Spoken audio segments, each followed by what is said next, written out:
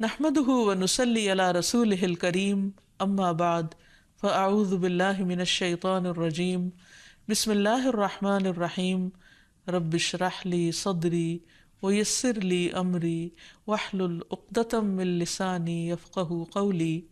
السلام علیکم ورحمۃ اللہ وبرکاتہ۔ ناظرین، پروگرام دعا کیجیے کے ساتھ آپ کی خدمت میں حاضر ہیں۔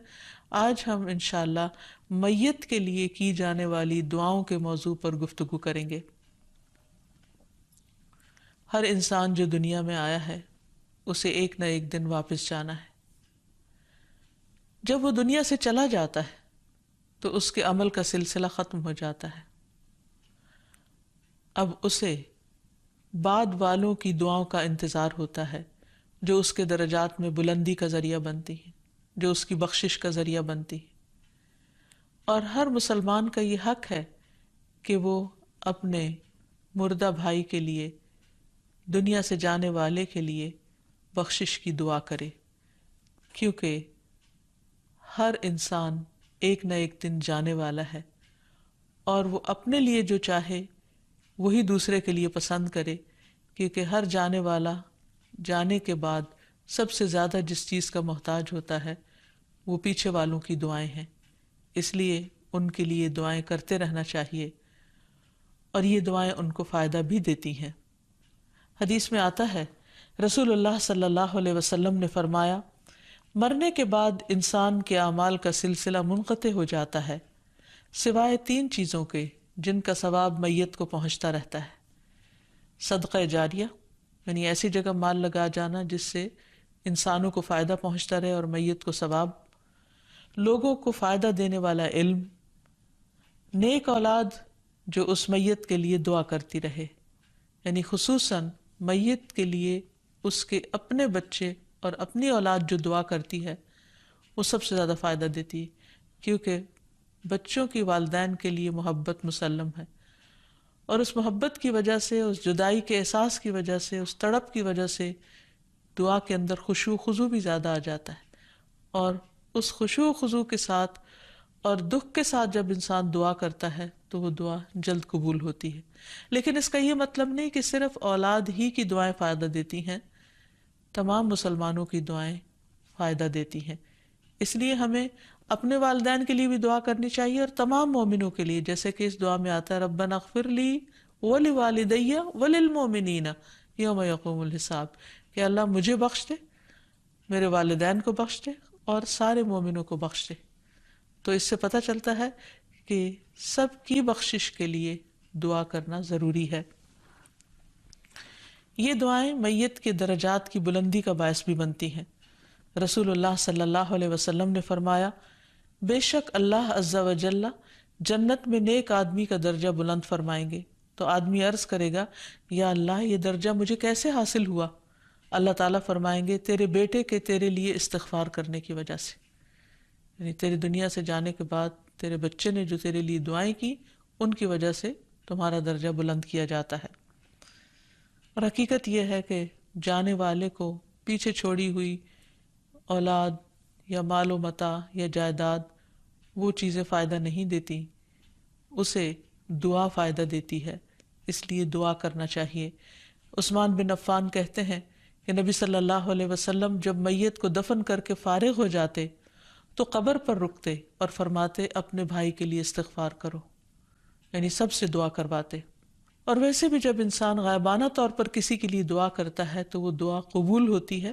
اس وقت اللہ تعالیٰ ایک فرشتہ مقرر کر دیتے ہیں جو آمین کہتا ہے اس دعا مانگنے والے کے لیے، اور اس کے لیے بھی دعا کرتا ہے کہ تمہیں بھی اللہ تعالیٰ یہی عطا کرے جو تم دوسرے کے لیے مانگ رہے ہو۔ وفات کا صدمہ ایک بہت بڑا صدمہ ہوتا ہے، اور اس وقت انسان جذبات سے مغلوب ہو کر کوئی بھی بات ایسی زبان سے نکال سکتا ہے جو اللہ تعالیٰ کو ناراض کر دے۔ اس لیے اس وقت اپنے جذبات پر قابو پا کر درست بات کرنا ہی فائدہ دیتا ہے، اور ایسی بات کرنی چاہیے کہ جس سے رب راضی ہو، اور ہر اس بات سے بچنا چاہیے جو رب کو ناراض کرنے والی ہو۔ حضرت انس کہتے ہیں کہ میں نے نبی صلی اللہ علیہ وسلم کے بیٹے ابراہیم کو دیکھا، وہ رسول اللہ صلی اللہ علیہ وسلم کے سامنے دم توڑ رہا تھا، تو آپ کی آنکھوں میں آنسو جاری ہو گئے۔ آپ نے فرمایا، آنکھوں سے آنسو جاری ہیں، دل غم سے نڈھال ہے، مگر زبان سے ہم وہی کہیں گے جو ہمارے رب کو پسند ہے۔ اور اللہ کی قسم اے ابراہیم، ہم تمہاری جدائی سے غمگین ہیں۔ یعنی اپنے غم کا اظہار انسان کر سکتا ہے، لیکن کوئی ایسی بات نہیں کہ جو اللہ تعالیٰ کو ناراض کرنے والی ہو، کیونکہ رسول اللہ صلی اللہ علیہ وسلم نے فرمایا، بے شک ایک آدمی اللہ کی ناراضگی والی ایک بات کرتا ہے اور وہ نہیں سمجھتا کہ اس کا وہاں تک اثر ہوگا جہاں تک وہ ہو جاتا ہے، یعنی انسان کو اندازہ ہی نہیں ہوتا۔ اس کی وجہ سے اللہ تعالیٰ اس کے لیے اس دن تک اپنی ناراضگی لکھ لیتا ہے جس دن میں اس سے ملاقات ہوگی، یعنی قیامت تک اللہ تعالیٰ پھر ایسے بندے سے ناراض ہو جاتا ہے۔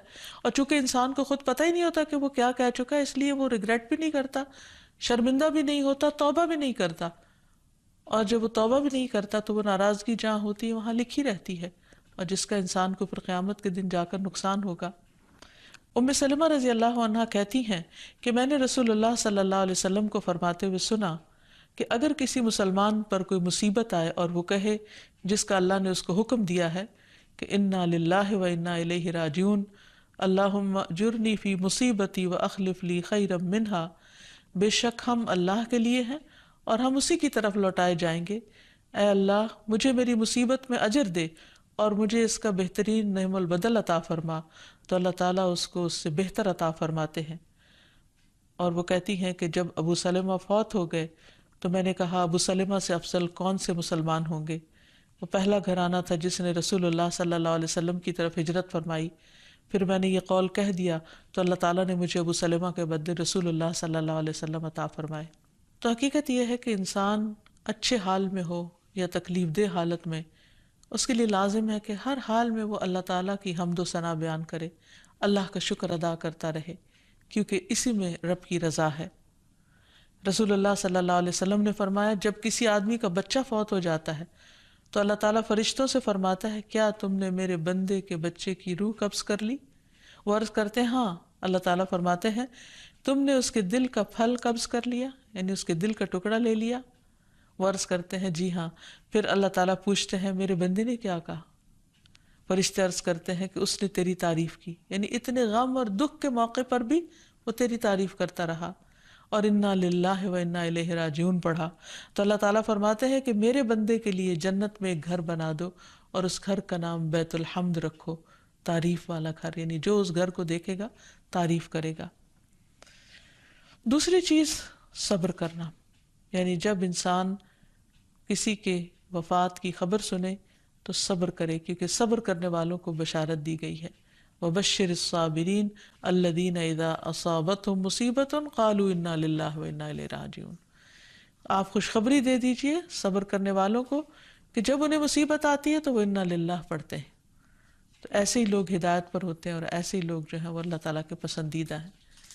صبر کے سلسلے میں یہ بات بھی یاد رکھی جائے کہ صبر صدمے کے شروع میں ہوتا ہے، یعنی جس وقت دل کو چوٹ لگے اس وقت اپنے آپ کو سنبھالنا، کیونکہ ایک دفعہ اگر انسان اپنے دل کی بڑاس نکال چکے، اللہ تعالیٰ کے بارے میں برے الفاظ نکال دے یا میت کے بارے میں کچھ ایسی بات کہہ دے جو اللہ تعالیٰ کو ناراض کرنے والی ہو، اور اس کے بعد پھر رو دھو کے کہے کہ میں اب صبر کر رہا ہوں، تو یہ صبر نہیں ہوتا۔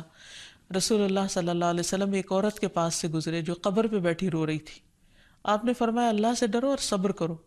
وہ بولی آپ مجھ سے دور ہو جائیں، آپ کو میری مصیبت نہیں پہنچی، نہیں جو مجھے تکلیف ہے آپ کو نہیں، آپ کو کیا معلوم، کیونکہ وہ آپ کو پہچانی نہیں تھی۔ پھر جب لوگوں نے اسے بتایا کہ یہ نبی صلی اللہ علیہ وسلم تھے تو وہ نبی صلی اللہ علیہ وسلم کے دروازے پر پہنچی، وہاں اسے کوئی دربان نہیں ملا، کہنے لگی کہ میں آپ کو پہچان نہیں سکی تھی۔ تو آپ نے فرمایا صبر تو اس وقت کرنا چاہیے جب صدمہ شروع ہو، یعنی اب اگر تم کہتی ہو کہ ہاں میں صبر کرتی ہوں تو یہ صبر نہیں، صبر صدمے کے شروع میں ہوتا ہے۔ نبی صلی اللہ علیہ وسلم نے فرمایا کہ اللہ سبحانہ وتعالیٰ فرماتے ہیں اے آدم کے بیٹے، اگر تو صدمے کے شروع میں صبر اور ثواب کی امید رکھے تو میں تیرے لیے جنت کے علاوہ اور کسی بدلے کو پسند نہ کروں گا، یعنی پھر تیرے لیے جنت لکھ دوں گا۔ پھر اسی طرح یہ ہے کہ دوسروں کو بھی صبر کی تلقین کرنی چاہیے۔ سورۃ العصر میں اللہ تعالیٰ فرماتے ہیں کہ والعصر، قسم ہے زمانے کی، ان الانسان لفی خسر، بے شک انسان خسارے میں ہے سوائے ان لوگوں کے جو ایمان لائے، نیک عمل کیے، ایک دوسرے کو حق کی تلقین کی اور ایک دوسرے کو صبر کی تلقین کی، کیونکہ بعض اوقات انسان کو خود بھول جاتا ہے کہ وہ کیا کر رہا ہے، کیا اللہ تعالیٰ کی رضامندی کا کام کر